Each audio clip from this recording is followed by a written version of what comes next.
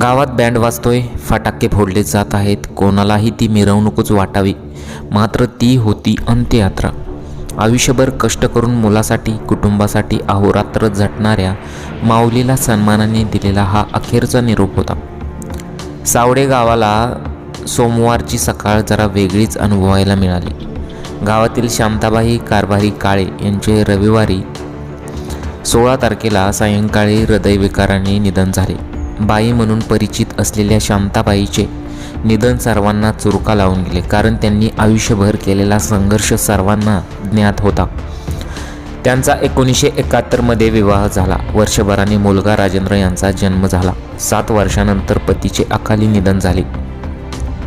या प्रसंगाने दुःखाचा डोंगर त्यांच्यासमोर उभा राहिला. मात्र शांताबाईंनी अश्रू पुसले, संघर्षाची वाट धरली. वडील आणि भावाने पाठबळ दिले. त्यांनी बेकरीत पाव भाजण्याचे काम धरले. अवघ्या 70 रुपये महिना मुलाला नगरपालिकेच्या शाळेत टाकले. पुढे वडिलांचे छत्र हरपले, तोही आधार तुटला. मग धुणे भांड्याचे काम करावे लागले. मुलाला उच्च शिक्षणासाठी पुण्याला पाठवले, तेव्हा त्याचा पगार 700 रुपये होता. मुलाच्या शिक्षणासाठीही त्या 500 रुपये खर्च करीत होत्या. मुलगाही चिकाटीने शिकला, CA झाला. शांताबाईंनी 25 वर्ष उराशी बाळगलेले स्वप्न पूर्ण झाले.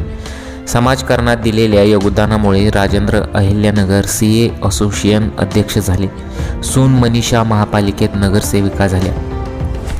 आईने आयुष्यभर कष्ट केले, सुखाचे दिवस कमीच पाहिले. मात्र परिस्थिती बदलल्यावर CA राजेंद्र यांनी आईला अध्यात्माची आवड असल्याने देशातील सर्वात मोठ्या धार्मिक स्थळाच्या दर्शनयात्रा घडवून आणल्या. त्यांचा अमृत महोत्सवही करायचा होता.